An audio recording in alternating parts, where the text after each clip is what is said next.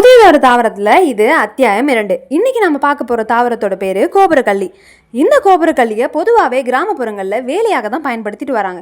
வறட்சி நில தாவரம்ன்றதால வருஷத்துக்கு ஒரு முறை பெய்கிற மழை கூட இந்த கோபுரக்கள்ளிக்கு போதுமானதாக இருக்குது. இதனுடைய உயரமானது சுமார் 10 to 15 அடி வரைக்கும் கூட வளரக்கூடியது. லேசான மழைக்கு பிறகு பூத்த மலர்கள் தான் இது. இந்த மலர்களில் மகரந்த சேர்க்கைன்றது ஈக்கள் மூலயமாவோ தேனீக்கள் மூலயமாவோ காற்று மூலயமாவோ நடைபெறுகிறது. அந்த மகரந்த சேர்க்கை மூலயமா கிடைச்ச பழங்கள் தான் இது. உருவ அளவில் சற்று சிறியதாக தான் காணப்படுது. இருந்தாலும் இதனுடைய சுவையும் உட்புறமும் அப்படியே டிராகன் ஃப்ரூட்க்கு ஈக்குவலாக இருக்குது.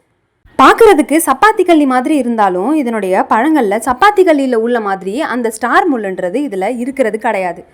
கர்ப்பிணி பெண்கள் இந்த பழத்தை சாப்பிடும்போது பிறக்கக்கூடிய குழந்தை நிறமானது சற்று அதிகமாக, அதாவது வெள்ளையாக காணப்படுதுன்னு சொல்லி கிராமத்தில் நம்புகிறாங்க.